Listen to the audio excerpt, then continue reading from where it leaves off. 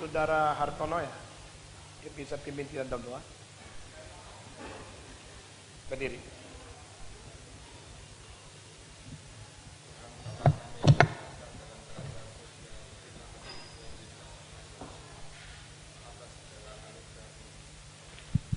Terima kasih atas kesempatan yang diberikan untuk mengerti lebih dalam mengenai filosofi dari Timur, yang mana kami bisa membandingkan dengan firman-firman-Mu. Tuhan sertai kami untuk jam-jam berikut ini. Terima kasih Tuhan Yesus Kristus. Kami berdoa di dalam nama-Mu. Amin. Amin. Saudara ada pertanyaan, silakan menanyanya dengan leluasa, dengan terbuka. Siapa? Silakan. Bapak siapa namanya? Herman Bukit. Silakan.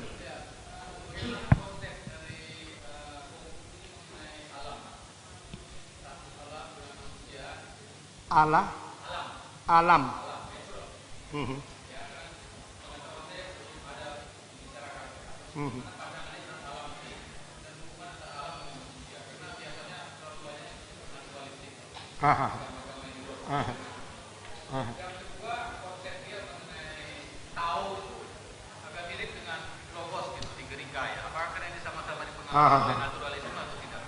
Oke. Pertanyaan pertama, ajaran Konghucu mengenai alam itu hampir tidak penting. Dia tidak banyak bicara tentang alam. Maka yang membicara alam lebih banyak justru Lao Tzu. Ya, Lao Tzu itu membicarakan alam lebih banyak. Dan manusia harus kembali ke alam, baru bisa mengerti cara hidup yang baik. Karena alam menjadi contoh. Konghucu tidak banyak bicara. Ya, Ren fa di, di fa tian, tian fa dao, dao fa ziran. Itu Lao Tzu. Manusia harus meneladani akan bumi. Bumi meneladani langit, langit meneladani tao, tao meneladani yang ada pada diri. Jadi itu ziran di dalam Lao Tzu bukan alam semesta yang kita katakan nature. Tapi ziran itu adalah the one who come by himself. Dan itu mirip dengan sesuatu keberadaan pada diri sehingga disebut alamiah. Nah itu bukan alam semesta ini, yang alamiah itu. Nah ini adalah bedanya daripada Konghucu di dalam menangani tentang alam semesta. Kedua, di dalam istilah Tao yang dikatakan oleh Konghucu lain sekali sama istilah Tao di dalam Lao Tzu. Dan lain sekali dengan Tao di dalam Alkitab. Ya. Jadi Tao itu pada dasarnya artinya way, jalan. Apa jalannya? Yang benar, itu Tao. Jadi Tao itu berarti semacam prinsip atau semacam metode atau semacam cara untuk hidup. The way of life. Tao. Nah di dalam konsep Kristen, Tao itu adalah dipersamakan dengan firman Allah yang menjadi perkataan. The word. Dan firman itu menjadi perkataan. Nah di dalam Tao itu lain lagi. Jadi di dalam Greka istilah logos itu dipakai oleh dua arus yang besar. Arus yang besar disebut sebagai Heraclitean School. Heraclitean School itu menganggap segala sesuatu itu berubah. Yang tidak berubah itu tidak ada. Satu-satu hal yang tidak berubah, yaitu prinsip segala sesuatu berubah. Inilah prinsip yang tidak berubah. The only thing unchanged is change itself. So everything subject to change, and change is the only unchanged principle. Nah kalimat ini akhirnya sampai abad ke-20 mendapatkan kekuatan besar dukungan daripada Sorbonne University. Dan Sorbonne University adalah akademik yang tertinggi di dalam semua pelajaran ilmu atau filsafat dan kemudian Prancis. Itu universitas yang sangat penting sekali di dalam pengaruhi akan postmodernisme. Nah Sorbonne University mengatakan there's nothing absolute. This is the only thing absolute. Ya. Tidak ada yang mutlak. Satu-satunya yang mutlak, yaitu sebenarnya tidak ada yang mutlak. Mirip dengan kalimat Heraclitean School itu, There's nothing unchanged. The only thing unchanged is change itself. Jadi di dalam Greka itu filsafat menangani, menginterpretasikan alam semesta itu cuma dua. Yang satu, alam semesta itu terus berubah. Yang kau lihat daroba itu cuma gejala. Yang kau lihat daroba itu cuma luarnya toh. Seperti kita kalau ketemu orang, aduh sudah lama tak lihat tuh, lu daroba lu. Waduh dia senang setengah mati. Itu orang tua. Kalau lu bilang sama anak kecil, sudah lama tak lihat lu daroba. Wah, gua udah besar-besar kan. Dia jengkel. Anak kecil kalau dibilang lu daroba, dia marah. Orang tua bilang lu daroba. Waduh, gua masih kayak dulu loh, masih muda. Gitu kan? Nah, itulah satu hal yang daroba-roba dari dulu sampai sekarang. Semua orang tua maunya gini, anak muda maunya gini. Nah, itu perubahan itu adalah satu hal yang ada. Tidak berubah itu hanya merupakan sesuatu gejala. Tetapi filsafat yang melawannya itu namanya filsafat yang tidak berubah. Nah, dia mengatakan betul-betul semua tidak berubah. Kelihatan berubah itu cuma luar tok, dalamnya tidak berubah. Nah, itu namanya philosophy of being. Philosophy of being percaya ada kemutlakan, segala gejala relatif itu hanya palsu. Sedangkan filosofi becoming mengatakan tidak ada yang mutlak, semua relatif. Yang tidak berubah itu omong kosong, itu gejala saja. Jadi itu pemimpinnya satu Parmenides, Zeno, satu lagi Heraclitean School. Jadi Heraclitus mengatakan semua berubah. Parmenides mengatakan tidak ada yang berubah. Jadi ini menjadi satu Eleatic School sama Heraclitean School saingan. Nah, waktu itu Heraclitean School memakai logos, tahu itu artinya itu apa? Yaitu the law of change. The law of change. Nah, pada saat yang sama di Tiongkok ada the book of change. Itu namanya apa? I Ching. Jadi itu yang Kongfucu sendiri mau belajar setengah mati. Jiao wu se zhu yi xiu yi ke yi mian da gui. Add to my life another 5 or 10 years to increase my life. That I can have time to study about the book of changes. Finally, I will avoid from making big mistakes. Itu kalimat Kongfucu sendiri. Kasih saya 5 tahun, 10 tahun untuk mempelajari kitab perubahan itu, lalu saya akan menghindarkan diri dari berbuat salah yang besar. Salah kecil tidak bisa buat, tidak bisa hindar. Maka dia berjalan. Itu namanya I Ching. I Ching yaitu the book of change. Kalau tulisan sekarang ini, I ini artinya adalah gampang, Yong I, atau tukar, ya. Jiao I, Mao I, itu perdagangan, menukar komoditas, itu namanya Mao I, Jiao I. Guangzhou Jiao I Hui, ya, saudara tahu kan? Mao I Kongsi. Tetapi zaman dulu I ini artinya adalah yaitu kaibian. Kalau you lihat itu patwa,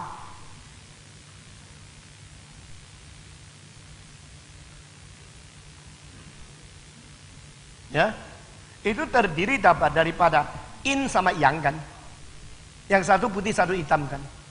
Jadi ini dunia in sama dunia yang, lalu mengakibatkan 8 kali 8 64 perubahan. Ya, jadi ini ada begini, gini dan sebagainya. Ini perubahan 68. Ya. Pak Liu Sesukuah. Dan ini perubahan-perubahan itu adalah mengerti akan seluruh alam semesta karena keadaan harmonis daripada yin dan yang mengakibatkan perubahan segala macam. Itu namanya book of changes. Jadi kalau di dalam Heraclitus itu change itu adalah the only thing unchanged. Itu namanya logos.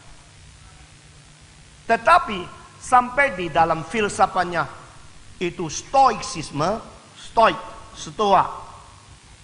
Mereka juga memakai logos. Artinya lain lagi.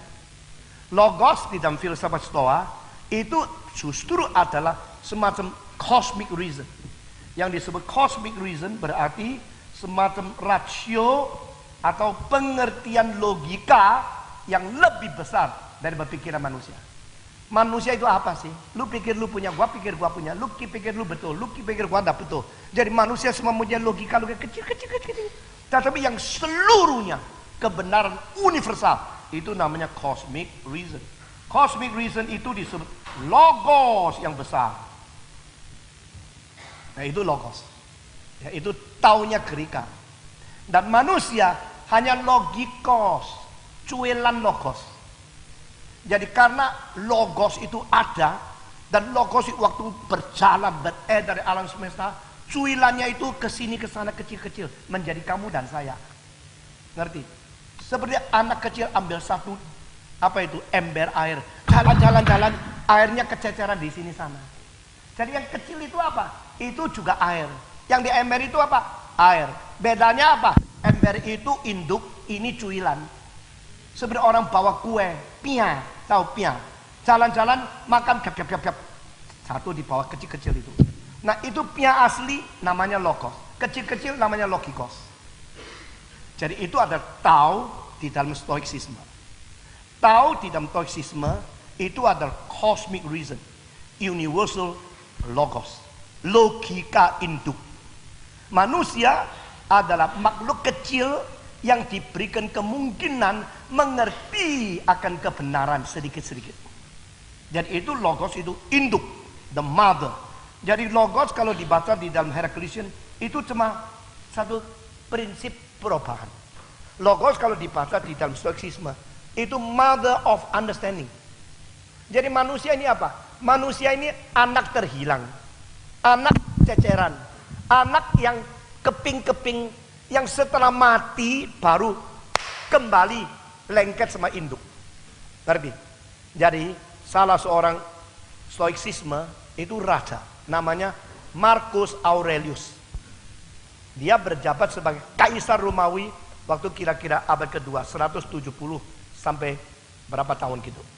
Ini orang punya patung, sekarang ditaruh di dalam itu Capitoline Museum di tengah-tengah satu pelampiasan yang didesain oleh Michelangelo di Roma.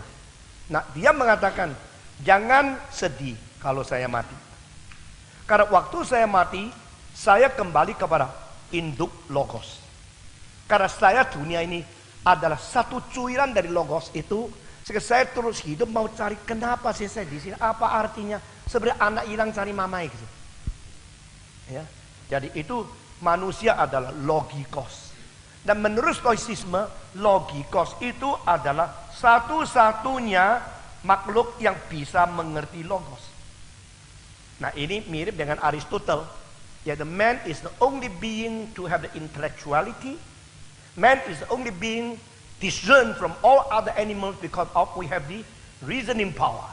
Nah ini logikos. Logikos akan kembali ke logos. Ini firman.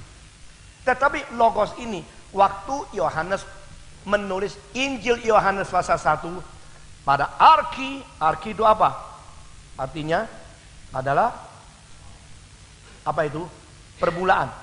Pada arki itu adalah logos, adalah firman. Di sini firman yang dipakai oleh siapa ini? Yohanes ini. Artinya tidak sama sekali dengan Hellenic Christian School, juga tidak sama sekali sama akan stoicisme.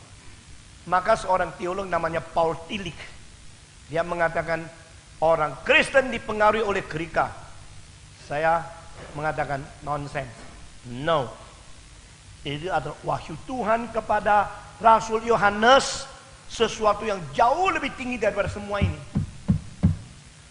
Tetapi mengapakah sebelum Yohanes tulis logos sudah ada orang-orang tulis logos? Justru Allah mengizinkan istilah yang sama dipakai dulu. Baru akhirnya Allah sendiri memberikan pengkoreksian yang total. Lalu manusia salah kira Yohanes dipengaruhi Gerika, lalu siapa dipengaruhi siapa, Paulus dipengaruhi oleh siapa. Itu adalah tidak mengerti doktrin wahyu. Wahyu berarti langsung inspirasi dari Tuhan Allah, bukan hasil pikiran daripada pikiran yang dicipta. Karena ini adalah apa? Created, limited, polluted. Jadi daripada yang dicipta yang tidak sempurna, yang tergoda, telah dicemarkan oleh dosa. Tidak mungkin manusia menemukan itu. Ya. Nah, saudara-saudara, maka logos di dalam Yohanes itu artinya lebih tinggi dari semua. Ini logos ini adalah firman Allah. Logos ini adalah Allah. Logos ini akhirnya menyatakan diri menjadi 3 hal. Kebenaran, jalan, dan hidup. Nah, ini konteks 3 ini adalah perkembangan atau perkenalan daripada self-introduction. Maka logos itu berada di dunia. Logos itu menjadi manusia. Logos itu memperkenalkan diri. Dan logos itu ada Allah yang ada di dunia. Itu namanya Immanuel. Jadi beda sekali. Nah, nanti kita akan bicara tentang Tao yang dikatakan oleh Lao Tzu banyak berbeda sama Konghucu. Ya. Oke, saya sebenarnya ingin sekali semua pekerja-pekerja, semua carry dengar baik-baik dan mengerti. Karena saya punya visi, saya punya pengertian, belum capai ke bawah. Dan banyak pendeta pun belum tahu apa yang mau saya kerjakan. Lalu semua bikin carry, memory, tapi tidak ngerti. Dan banyak hal yang belum sinkron. Ya, kalau semua ngerti betul baik, gerakan ini bisa mengetahui bagaimana untuk menempatkan firman Tuhan di atas semua filsafat. Nah, itu kuat sekali. Ngerti maksud saya? Dan you yang sudah dengar, mungkin besok Tuhan mau engkau ikut terjun di dalam gerakan ini dengan pengertian lebih limpah. Dan kalau orang datang dengar khotbah saya hanya ambil bahan untuk khotbah lagi, itu tidak ada gunanya. Karena integrasi seluruh itu memerlukan suatu pengertian yang begitu rumit untuk menjadi sesuatu studi yang total komprehensif. Itu penting sekali. Oke, saya sendiri seumur hidup mempersiapkan diri mati-matian untuk mendirikan suatu gerakan, bukan karena perlu satu gereja, perlu sesuatu, enggak. Hanya supaya ada pengertian yang total untuk mengerti di mana tempatnya firman Tuhan dibanding dengan semua kebudayaan, semua pikiran di dunia ini. Oke, jadi ini logos lainnya sudah menjawab pertanyaan dari Pak. Masih ada satu lagi? Hah? Ini setelah kemarin mendengar ya bagaimana Konghucu memberikan nasihat-nasihat moral ya. Itu kalau di dalam bahasa modernnya itu semacam membawa manusia itu mencapai suatu kesempurnaan seperti istilah psikologi self realization atau self actualization gitu loh. Maka benar sama dengan masalah itu. Jadi manusia itu diajar untuk bisa menjadi orang besar ya. Jadi mengaktualisasi diri sehingga dia betul-betul menjadi orang besar. Jadi kurang sekali masalah self denial di sini. Beda dengan di Alkitab. Apa benar kira-kira? Ya, very interesting. You telah membicarakan 2 istilah, self actualization sama self realization. Ini hal di dalam filsafatnya Martin Heidegger itu penting sekali.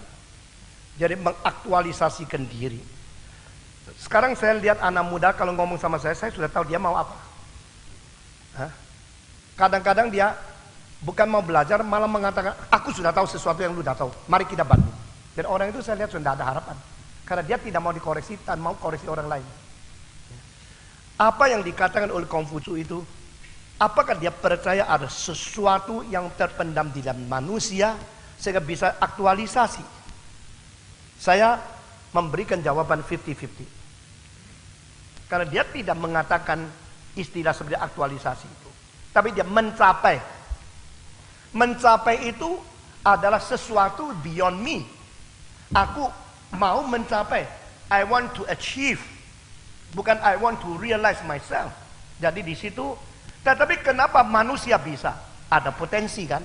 Jadi 50-50. Meng-achieve itu dari mana? Daripada jujur. Itu yang tugasmu adalah jujur. Tugas keduanya dari orang kuno. Jadi I want to achieve something achieved by those ancient people, ancient wisdom, ancient ritual, ancient understanding of the truth, ancient kindness. Itu saya akan jujur mencapai seperti itu. Jadi di Konghucu itu taat kepada orang tua, setia kepada atasan, belajar kepada orang kuno. Itu mempunyai peranan penting sekali. Itu yang tidak ada di dalam pendidikan barat. Anak barat umur belasan sudah berani melawan guru dan sebagainya. Ya. Itu akan ada plus, ada minusnya. Konghucu ada minus, ada plusnya. Plusnya adalah di situ manusia betul-betul menerima baik-baik apa yang diberikan dari kuno. Tetapi bedanya, minusnya kurang bersifat inventoris. Kurang berani untuk menemukan sesuatu sehingga akhirnya terus ikut orang kuno saja. Itu kelemahannya. Nah, sedangkan itu tadi, apakah self denial yang ada di Konghucu? Itu Konghucu tidak mengatakan kalau manusia itu berdosa, sehingga segala dari diri kita itu yang jelek itu harus dibuang. Yang dia katakan adalah manusia itu memang ada yang agung, ada yang tidak agung. Agung itu adalah berdasar daripada mencapai sesuatu akibat latihan, meditasi dan sebagainya. Tapi yang tidak capai itu adalah akhirnya terus jeremus di dalam lingkungan yang jelek. Sehingga di situ kita melihat itu lebih bersifat kepada kegiatan usaha manusia. Dan saya tidak kata actualization or realization, tapi how to be diligently to search, to achieve, to learn, and to purify yourself, membersihkan diri dan sebagainya. Sehingga kalau tidak egois, nah itu sudah berarti seperti self denial. Dan mengenai self denial di dalam Alkitab itu Yesus Kristus cuma mengatakan satu kali. Ya, bukan kitab suci cuma satu, beberapa Injil ada. Engkau menyangkal diri, memikul salib dan menjalankan kehendak Tuhan, menyenangkan Dia. Karena di dalam Konfusianisme Allah itu kabur, jelas, tidak jelas. Sehingga ambigu tentang Allah, akhirnya diri, dan diri harus berjuang sehingga mati, achieve sampai dirinya menjadi lebih sempurna. Nah di sini kalau kita banding dengan Buddhisme lain, Buddhisme menganggap setiap manusia sudah dilahirkan dengan sifat Buddha yang terpendam di dalamnya. Jadi setiap aku, siapa yang bisa sebut aku? Setiap orang kan? Waktu yang kemudian aku, you mesti sadar di dalam dirimu itu ada Buddhanya. Ada sesuatu sifat yang sempurna sehingga engkau mesti berusaha untuk mensingkirkan semua rintangan, membuang semua nafsu, memperangi semua kejahatan. Akhirnya engkau menjadi Buddha. Kalau sudah menjadi Buddha, engkau sempurna. Nah itu lebih dekat dengan self-actualization. Jadi Buddhisme lebih cocok dengan istilah self-realization, self-actualization to achieve the perfect self, perfect me in nirvana. Jadi ini beda sama Konghucu beda. Ada pertanyaan lagi yang lain? Silakan. Silakan.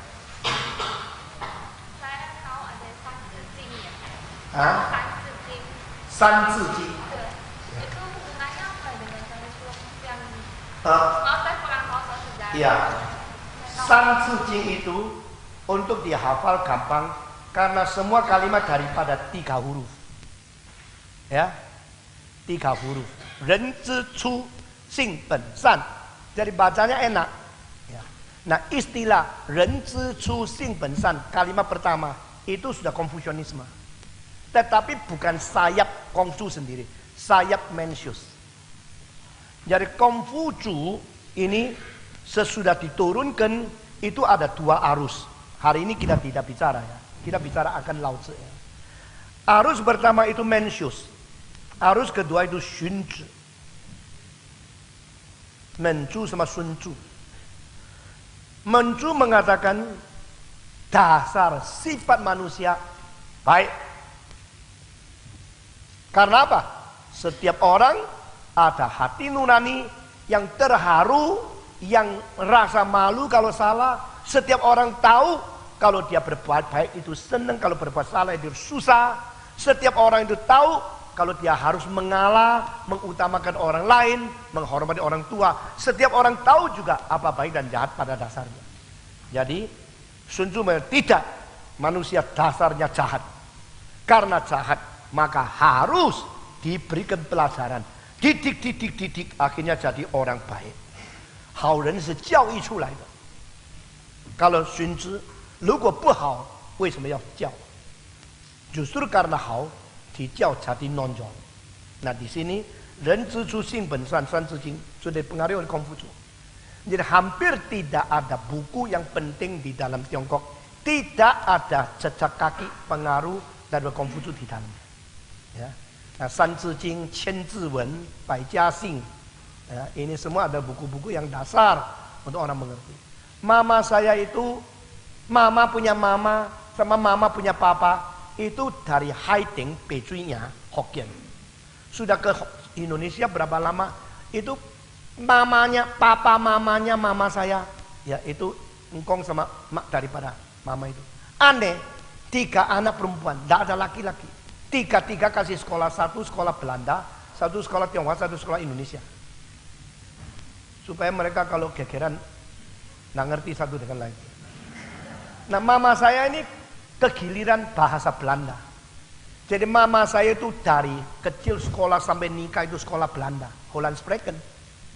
Kalau dia bilang NT3, saya bilang ketang goreng enak lagi. Gitu toh, saya nggak ngerti apa-apa. Di sekolah Belanda. Lalu dia waktu nikah sama papa saya sangat sayang sama dia. Lalu mengajar dia San Zi Jing itu. Qian Zi Wen, San Zi Jing itu. Sampai mama saya tidak pernah sekolah Tionghoa. Sebelum mati baca kitab suci 10 kali dari muka sampai selesai. Dan mengkopi huruf kitab suci, separuh kitab suci. Itu rajinnya, cinta Tuhan, doanya, baca kitab suci. Itu mama saya. Ya. Jadi itu San Zi Jing itu apa? Itu tetap ada pengaruh dari Konghucu. Tapi itu bukan kebudayaan yang tinggi. Itu cuma memberikan beberapa kalimat-kalimat yang mengajar kita. Baik. Dia mengatakan, di dalam mengatakan, Seng bu yang fu zi guo, jiao bu yan si zi duo. 3 kan? Seng bu yang, kalau lahirkan tidak dipelihara, itu adalah salahnya bapak. Kok pinter lahir tok, lahir kayak babi digeletak no gini. Seng bu yang fu zi guo, jiao bu yan, kalau mengajar tidak ketat, itu si zi duo. Itulah kemalasan guru. Kalau jadi guru, ngajaran yang ketat.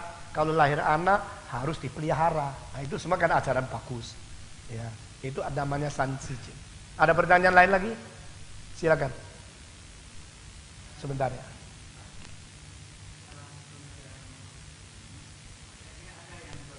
Dengan kebenaran firman Tuhan. Ada nggak yang bertentangan ya dengan firman Tuhan? Ada. Waktu papamu mati, setelah dikuburkan menyembah dia. Itu bertentangan. Maka Seng ze yang zi yi li, shi ze zang zi yi li, zang bi ze ji zi yi li. Ya. Kalau waktu engkau sudah kubur, engkau mulai menyembah dia. Atau orang bilang mengingat dia. Nah itu hanya mengingat orang tua saja. Itu mesti 3 tahun. Ya. Lalu terus memberi makan kepada dia setiap tahun waktu dia punya tanggal dan sebagainya. Nah itu akibatnya adalah orang Tionghoa mengerti hanya kepada kewajiban papa mama yang harus kita lunaskan. Kewajiban terhadap Allah dilupakan. Jadi di situ bertentangan. Nah maksudnya ada ajaran-ajaran yang lain? Ada juga. Misalnya sistem laki lebih penting dari perempuan. Sehingga di dalam sistem dari Konghucu ke Menzi ini ada satu kalimat, Fu bu xiao wei san, wu hou wei da. Sebenarnya di dalam ketidakkehormatan kepada orang tua yang paling besar yaitu tidak mempunyai anak. Ya, jadi akibatnya apa? Akibat seorang Tionghoa menikah tidak ada anak, dia bercilaka. Ini dapat nyonya mandul. Ini mengakibatkan saya turunnya diputuskan oleh dia. Ini perempuan cilaka. Lalu karena perempuan itu tidak bisa melahirkan anak, dia berhak menikah lagi. Ya, menikah lagi. Tidak lahirkan anak, menikah lagi. Akhirnya dia sudah menikah sampai 7 kali, baru tahu yang tidak bisa lahirkan dia sendiri. Itu melawan firman Tuhan dong. Nah, itu cuci boleh mengusir istri atau memberhentikan cerai sama dia. Ada 7 sebabnya. Salah satu cerewet. Perempuan yang terlalu cerewet boleh diceraikan. Nah, hal-hal seperti ini itu ada yang melawan firman Tuhan. Tetapi kebanyakan yang dikatakan Junzi, Kuncu, itu orang agung, itu banyak yang sebenarnya sesuai dengan firman Tuhan. Jadi kita melihat baik-baik ayat-ayat yang penting dari Konfusianisme. Tapi bukan berarti manusia tidak ada kesalahan. Sebab siapapun dia itu manusia. Dan Konghucu ini mengatakan su neng wu guo, guo er neng gai, san mo da yan. Mau ikut? Siapa bisa tidak bersalah? Kalau salah bisa berubah, kebajikan tidak lebih besar dari ini. Pertobatan dianggap adalah perubahan. Pertobatan dianggap kebajikan yang paling besar. Nah misalnya kemarin dulu saya kasih satu kalimat itu adalah kalau bersalah kabar surga, tidak ada orang yang bisa doakan dia. Itu bertentangan sampai Alkitab. Karena Alkitab mengatakan Kristus mendoakan orang berdosa. Dan setelah kita berdosa, Kristus masih menjadi doa syafaat bagi kita. Dan itu berbeda. Jadi perbedaan itu selalu ada. Ya. Jadi ini mengenai pertanyaan. Yuk. Pada ayat kedua disebutkan kalau Konghucu menolak empat tantangan, 4 keharusan, yaitu keharusan untuk Jadi itu jangan kaku ya. mutlak. Tapi kemarin disebutkan kalau gentleman itu harus pegang prinsip. Nah ini bagaimana dijelaskan? Jadi yang dia katakan itu yang tolak itu jangan pertahankan, itu yang tidak prinsip. Bagi dia yang tidak prinsip, yang dipertahankan itu prinsip. Jadi itu apa yang mutlak, apa yang tidak mutlak, tetap itu sangat relatif. Perbedaan konsep antara satu orang dengan lain. Begitu ya. Ya. Bagaimana masyarakat dulu menilai bahwa kebenaran itu sudah benar? Oke. Referensinya apa? Jangan dulu, sampai sekarang masih sama. Kebenaran itu dianggap benar. Itu namanya where is the authority? Ya. Di dalam filsafat otoritas itu biasanya mempunyai beberapa pegangan. Pertama, sejarah. Kedua, otoritas kedudukan. Ketiga, daripada hati nurani. Keempat, daripada kitab. Kelima, daripada mayoritas. Keenam, daripada sesuatu yang ajaib, misteri, atau wahyu.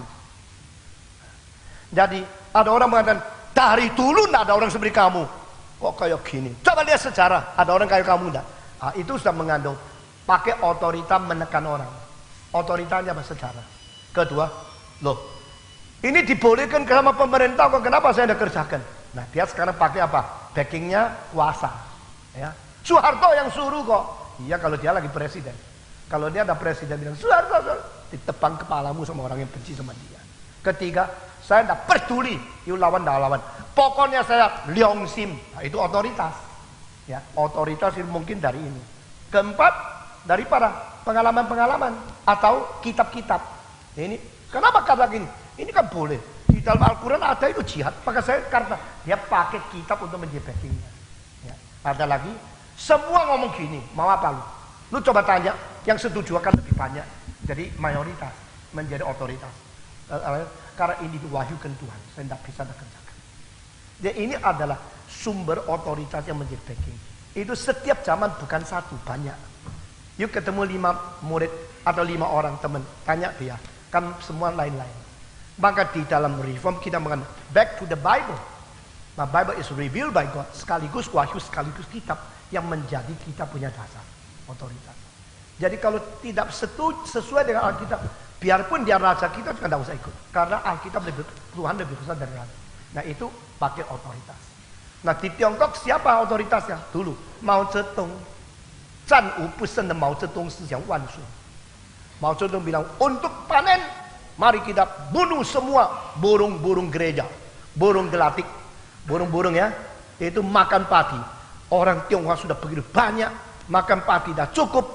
Dimakan dulu sama kantor pajak yang namanya burung gereja. Pakai mati. Pakai matinya bagaimana? Dia pakai cara. Kalau pakai peluru, waktu mana uangnya? Ya, pakai apapun, mesti pakai duit. Dia pakai cara apa? Wah, inovasi sekali.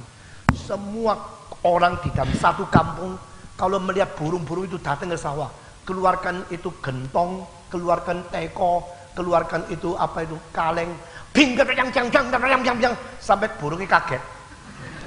Udah burung kaget lari pergi ke Tangerang situ. Di situ ditelepon Tangerang, borong-borong datang, keluarkan ember, keluarkan kaleng, keluarkan itu apa itu wajan, keluarkan apa saja. Mereka sudah tunggu. Borong, aduh sudah capek, mau ngasuh di situ. Begitu capek, begitu ngasuh, piang, kurang kaget lari lagi. Akhirnya borong mati semua. Itu namanya lapor. Sudah lapor. Kampung ini, kampung apa? Ini kampung Depok. Mematikan burung, membikin burung mati capek 3.500. Nanti dikasih hadiah 1 pigora, taruh di kepala desa punya rumah. Ini kampung model gitu. Lalu sudah akhirnya cari, semua bilang iya ya, dengan tidak ada burung, lalu panennya tidak dipajekin sama burung, kita akan panen besar, makan cukup. Setelah burung mati semua, panennya semua gagal. Lalu disendirikan apa? Padahal burung makan hamas, makan apa? Hama. Hama juga boleh dimakan. Burung makan hama. Jadi hama-hama sudah dimakan, panennya bagus. Engkau tidak mau kasih burung makan, ya yuk sendiri tidak ada makan. Akhirnya kalang kabut, cilaka hama itu terus berkembang, seneng dia. Puji Tuhan, tak ada burung. Puji terus. Hama seluruh Tiongkok hama. Tiongkok bagaimana? Tanya Mao Zedong. Mao Zedong bilang, ya gimana ya? Suruh cepat lahir lagi burung. Tidak keburu. Burung ngedenya tidak bisa keluar. Gimana? Cepat-cepat beli burung. Beli dari mana? Waktu mahal. Beli bibit. Beli bibit burung dari Jepang. Jepang bilang, tidak bisa. Ini mesti tunggu lama. Ada sisa baru kasih. Jadi ditagih mahal sekali. Beli bibit, bibitnya itu sudah sampai di Tiongkok suruh lahir.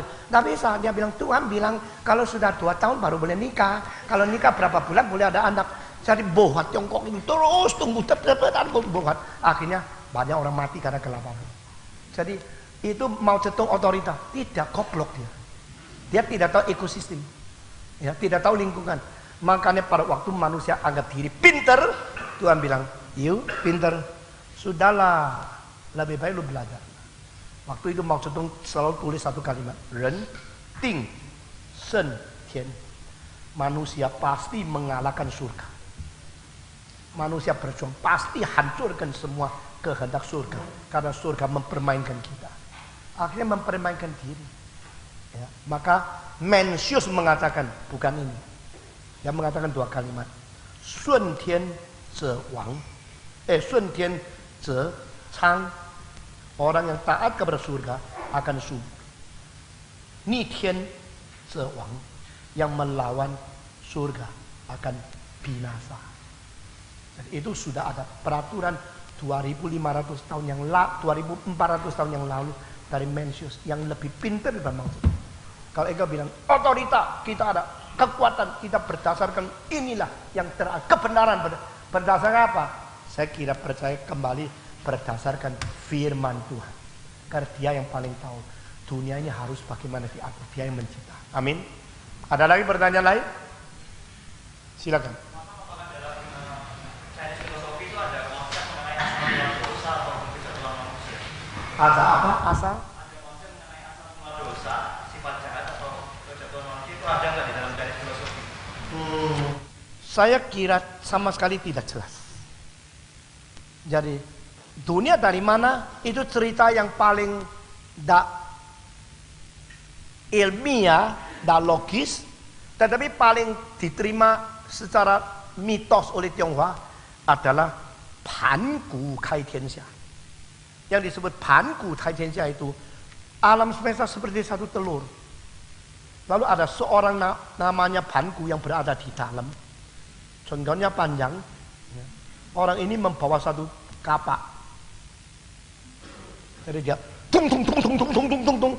Akhirnya makin tebal makin. Akhirnya yang atas jadi langit, yang bawah jadi bumi. Itu namanya Pangu Kai Tianxia. Itu teori ciptaan di Tiongkok. Itu siapa mau percaya itu? Nah, kasihan, manusia itu kasihan. Semua kebudayaan waktu menginterpretasikan alam semua ngaco sekali. Ya. Kalau di India itu apa? Bumi ini berada di atas, punggungnya 4 gajah. Ya, jadi ini Indian.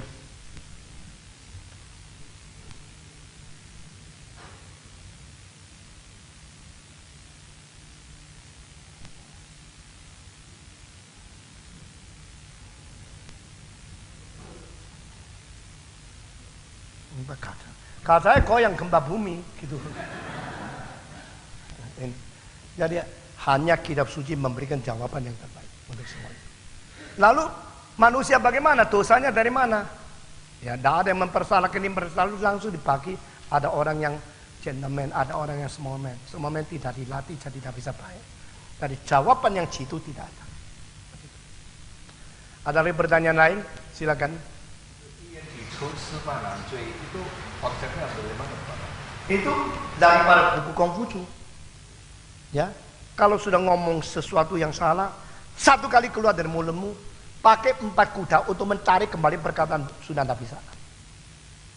Ya, karena perkataanmu itu perginya cepat dan akhirnya engkau menyesal pun tidak bisa karena sudah keluar mulut. Ya, itu kalimat itu adalah menganjurkan sama manusia jangan sembarangan berbicara. Itu kalimat dari buku Konghucu, dari Lun Yi itu ada di dalam Lun Yi itu. Yi yan ji chu.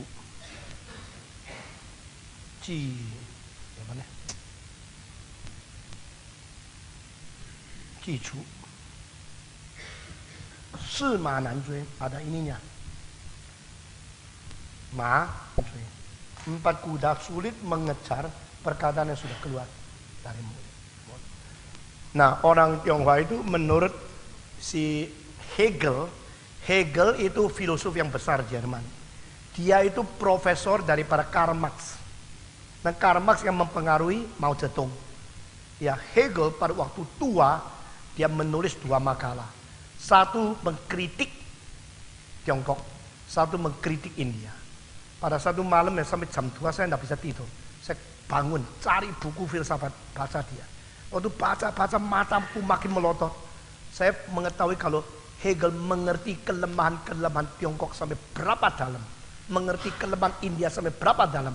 Lebih kenal daripada orang Tionghoa mengenal kelemahan Tionghoa.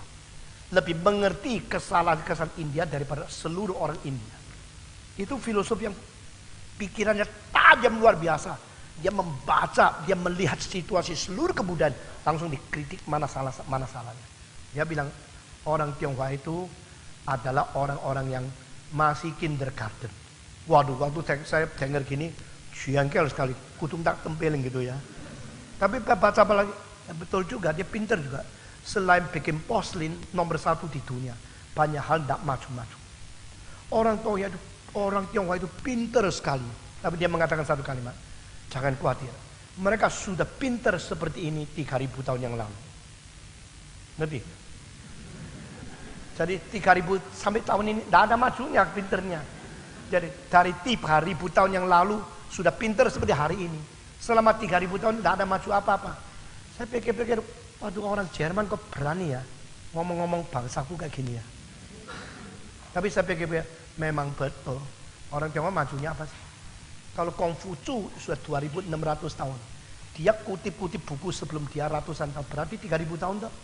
Apa yang kita ajarkan berapa hari ini kan ajaran dari 2.000 tahun yang lalu. Lu sekarang sama Konghucu bagus mana? Bagus dia kan, berarti lu udah maju dong, betul kan?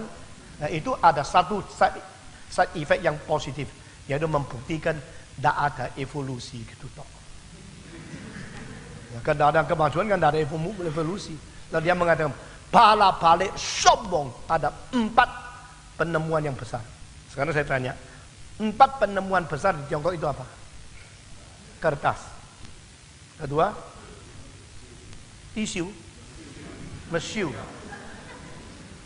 Apa lagi? Kompas. Apa lagi? Teknik cetak. Ya, cetak. Jadi itu orang Tionghoa adalah orang di dunia pertama bikin kertas. Orang pertama bikin cara bagaimana cetak.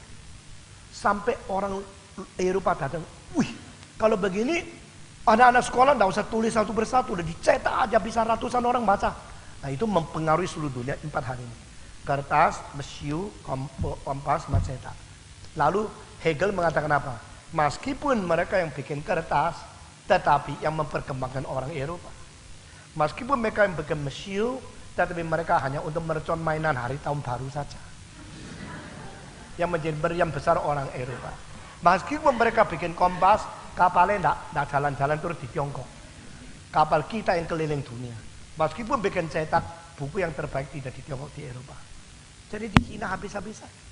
Nah, saya kira perlu kita menerima kritik-kritik ya. Kalau tidak kita terus sombong. Saya sebenarnya ada satu lagi. Jam itu penemuan orang Tionghoa. Daripada abad ke-11. Dari dinasti Song. Seorang Perdana Menteri yang namanya Su Song. Dia menemukan dengan air disiram dari atas. Air membuat roda itu goyang. Sudah goyang, tak. Sudah satu keliling, tok. Yang satu truk. Truk. Truk. Akhirnya bisa tahu jam berapa menit, berapa detik. Bukan orang Swiss loh yang menemukan ROG. Bukan orang Jerman yang menemukan lonceng loh. Waktu lonceng ditemukan abad 13 oleh orang Eropa, ini abad 11 sudah jalan di Tiongkok. Nah sekarang di dunia cuma ada satu negara yang mengulangi bikin mesin yang persis sama dengan Susung, yaitu Jepang. Ditaruh mana? Di museum, kalau saya tidak salah, Nagoya. Di museum Nagoya dibikin persis. Lalu jamnya itu, jam Tiongkok itu ya, dibagi 12 untuk satu hari. Jadi setiap hari itu 24 jam. Di Tiongkok itu ada 12 jam. Setiap jam 2 jam. Zicou, Yin, Mao, Cheng, She, Wu, terus sampai Hai, itu 12. Lalu tiankan, Jia, Yi, Bing, Ting, Wu, Ji, Gen, Xin, Ren, Kui. 10 sama 12 itu diputar-putar akhirnya menjadi 60 tahun satu giliran. Jadi itu kalau jam ke-7 itu sebenarnya berarti malam jam 12. Karena apa? Jam ke-6 itu sudah dari pagi jam 6, jam 8, 6, 8, lalu berapa? 10, 12, maaf, jam yang dari siang 12 sampai malam 12 itu 6. Dari malam 12 sampai siang 12 itu 6 lagi. Jadi ini 24. Begitu. Jadi yang disebut Santeng Jiti itu jam ketiga. Mulai dari 12 malam, terus 2, terus 4, terus apa? Ya, jam 6 pagi. Itu ketiga. Dari itu ketiga. Atau begitu, jam 11 sampai 1 sampai 3 sampai 5 ayam mulai kokok di situ. Jadi itu dari ini tahu putarnya truk sudah sampai di mana. Dan sekarang orang yang mengemukakan kelima ini namanya Chow Tai, ada di Hong Kong. Saya ketemu dia. Dan dia dipanggil untuk Patek Philippe, tahu Patek Philippe ya? Sampai paling mal bikin ceramah di Taiwan, memperkenalkan Patek Philippe. Dia bilang, saya minta satu syarat. You tidak usah kasih saya uang. Saya minta you mengakui di seluruh dunia bahwa jam itu bukan ditemukan oleh orang Jerman, ditemukan oleh orang Tionghoa. Patek Philippe mengiyakan, sudah mengiyakan. Sekarang seluruh dunia mengaku ini penemuan kelima dari Tiongkok, bukan 4. 5 greatest invention. Nah, itu orang yang sangat-sangat cinta orang Tionghoa. Istrinya orang Pekalongan.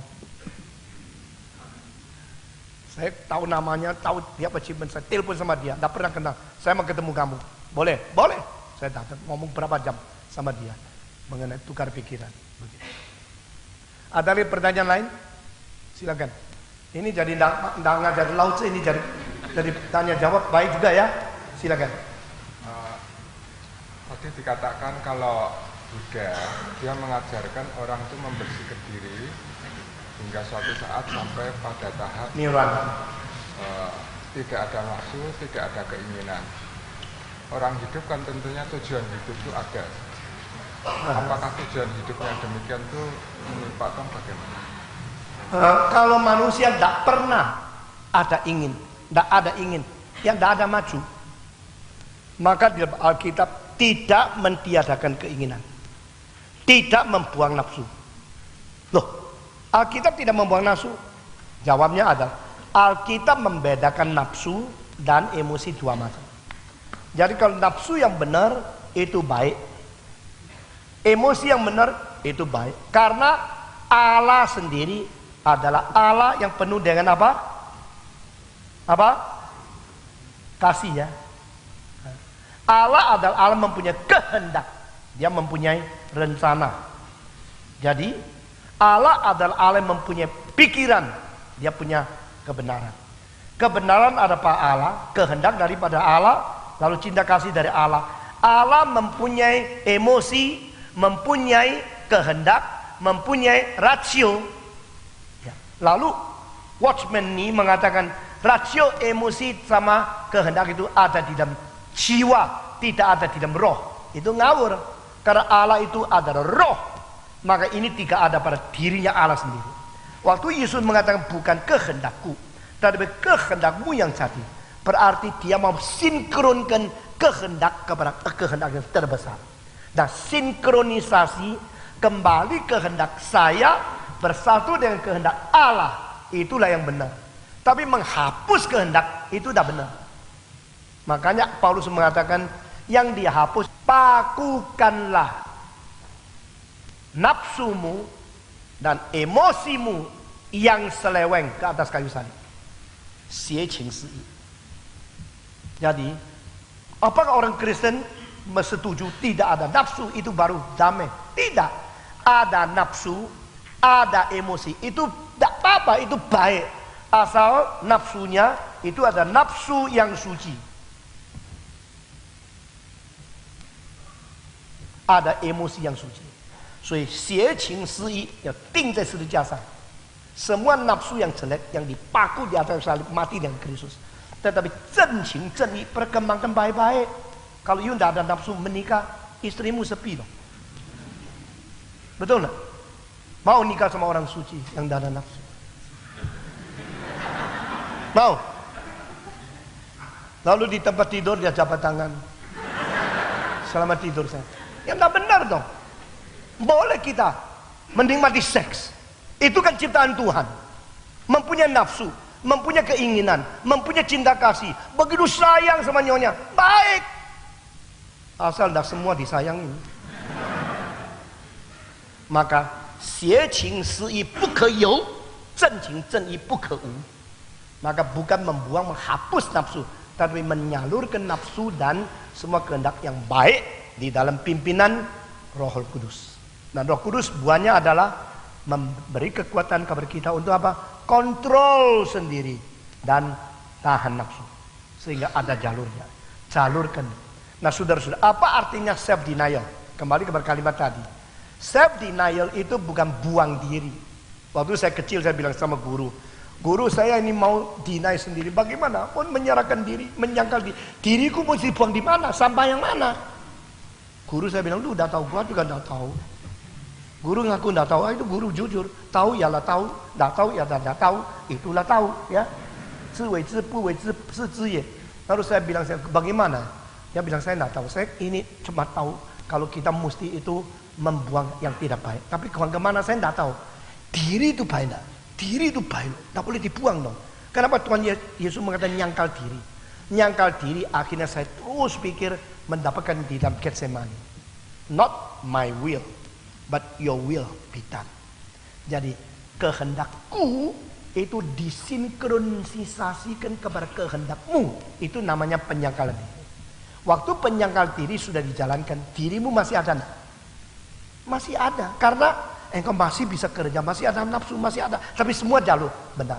Jadi menyerahkan keinginanmu di dalam rencana Tuhan Allah, itu namanya menyangkal diri. Itulah artinya. Oke, ada jawaban pertanyaan lain lagi? Sebentar ya. Hah? 等一等呀。啊？从古以来，我们中国人是很讲究礼貌、真理、人情。以前的人很讲究礼，他就不喜欢犯罪。人家说以前的人虽然没有信耶稣，但是他遵从真理，他就得救了，是不是可以？没有这样的事情。礼，这个礼啊，跟这个礼是不一样的。Ini li kebenaran atau alasan. Ini li adalah upacara daripada tata krama. Kalau seseorang 很有礼貌，tapi hatinya tidak cocok, pelan-pelan 变成礼多比什么？啊？炸？ Gimana tulis 炸？我 lupa了。礼多比炸。Jadi 古代的人就很好嘛，不一定。Zaman Konghucu ada anak bunuh papa, ada menteri bunuh raja. Zaman itu sudah banyak orang jahat. Justru karena terlalu banyak orang jahat, Konghucu baru mengajar mesti kembali kepada peraturan-peraturan itu. Jadi setiap zaman itu ada orang jahat. Setiap zaman ada orang baik. Tetapi anak sekarang karena ada dua hal. Pertama, terlalu cepatnya perubahan masyarakat. Di Taiwan ya, dalam 100 tahun berubah sistem masyarakat 3 kali.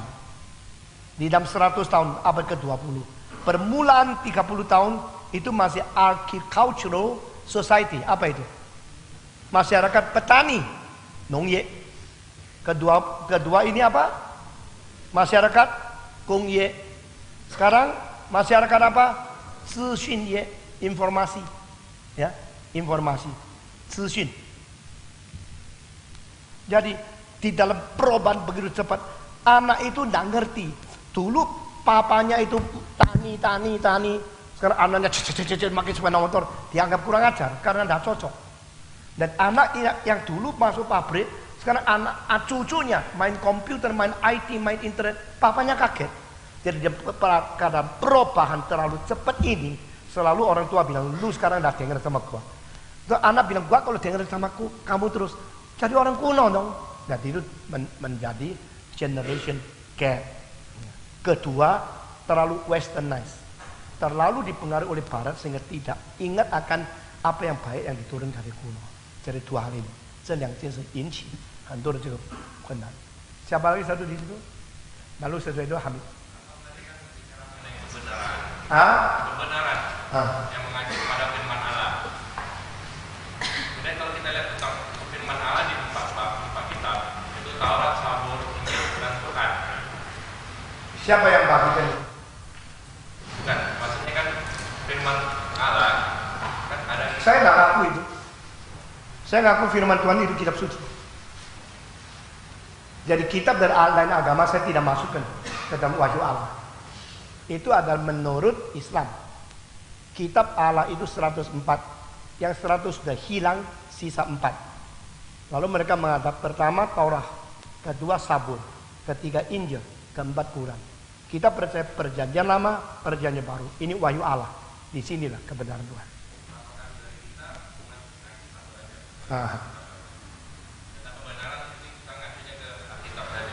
Oh ya. Tidak usah mengatakan dengan empat kitab yang dibilangin oleh. Nah, ada orang memakai kitab sebagai dasar dia karena dia agamanya itu. Dari Buddha juga tidak terima. Orang Buddha tidak terima itu Al-Quran itu kitab mereka. Orang Buddha juga tidak percaya kitab kita itu kitab mereka. Mereka punya kitabnya sendiri. Jadi kitabnya Buddhisme berapa banyak? Ribuan, puluhan ribu, ratusan ribu. Jadi itu bisa tidak habis-habis. Bagi kita setelah kitab Wahyu berhenti itu titik. The Revelation of God di sini. Jadi ini kitab kita. Jadi orang Kristen kembali kepada Bible, kembali kepada kita punya Bible. Kita anggap ini otoritas. Nah orang Islam pasti tidak percaya ini. Dia percaya Al-Quran lah kitab mereka otoritas. Yang Buddha lain lah. Begitu. Lain. Setiap orang punya kebenaran yang lain. Jadi orang Tionghoa bilang apa? Gong suo gong you li, po suo po you li, 大家看别人岂有此理. Lu kira lu benar, gua kira gua benar. Semua orang lain mengatakan orang lain tidak benar. Begitu. Jadi itu sangat relatif ya. Tapi ada kebenaran yang mutlak. Saya percaya dari Tuhan. Pahamin?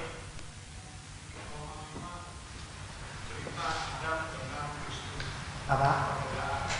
Roma.